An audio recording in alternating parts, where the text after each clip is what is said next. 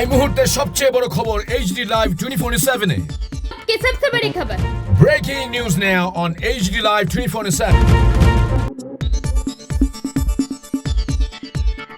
আপনারা দেখছেন AGT live 24/7। নরক-নগরীতঙ্গ HD Live 24/7। ত্রিপুরার স্বাস্থ্য পরিষেবার ভোল বদল করতে দিনরাত পরিশ্রম করছেন মুখ্যমন্ত্রী অধ্যাপক ডাক্তার মানিক সাহা। রাজ্যের চিকিৎসা ব্যবস্থাকে বিশেষ স্তরে নিয়ে যেতে একের পর এক পরিকাঠামোগত পরিবর্তন আনা হচ্ছে।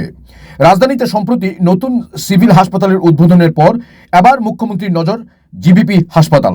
সোমবার কোনো পূর্ব নির্ধারিত কর্মসূচি ছাড়াই আচমকা জিবি হাসপাতালে পৌঁছে যান মুখ্যমন্ত্রী। তাঁর সাথে ছিলেন স্বাস্থ্য সচিব কিরণ গিত্তে এবং জিবি হাসপাতালের মেডিকেল সুপার সহ অন্যান্য উচ্চপদস্থ আধিকারিকরা। মুখ্যমন্ত্রী হাসপাতালের বিভিন্ন বিভাগ ও ল্যাবরেটরি ঘুরে দেখেন এবং রোগীদের সাথেও কথা বলেন।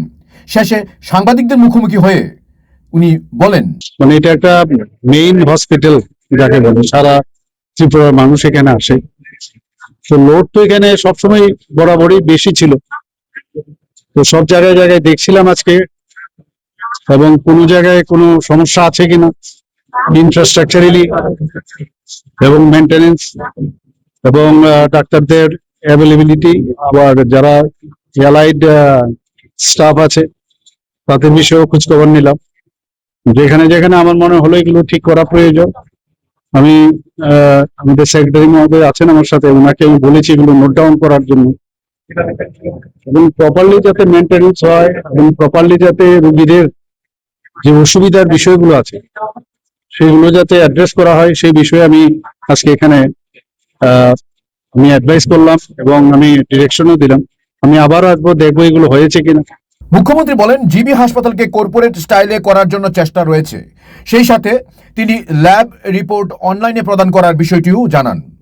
আছে অনেক জায়গায়, যেমন যেটা আমি প্রায়শই বলি যে জেনারেল হসপিটাল বা গভর্নমেন্ট হসপিটাল বলতে একটা মাইন্ডসেট থাকে, এটা এইরকম থাকবে, চেয়ার খারাপ থাকবে, কাপড় দিয়ে ঢেকে রাখবে ইত্যাদি। আমি এগুলো দেখেছি, যাতে এর থেকে প্রপারলি যেটাকে রাখার প্রয়োজন বর্তমানে কর্পোরেট স্টাইলে রাখতে হবে, সেটাই আমি আজকে বলেছি, যাতে সেইভাবে রাখা হয়।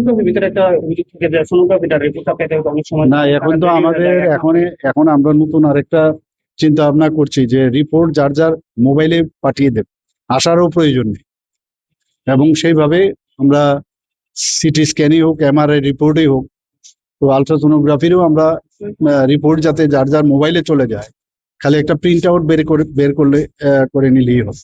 মুখ্যমন্ত্রী এদিন আরও জানিয়েছেন জিবি হাসপাতালের চক্ষু বিভাগের জন্য আলাদা হাসপাতাল হচ্ছে।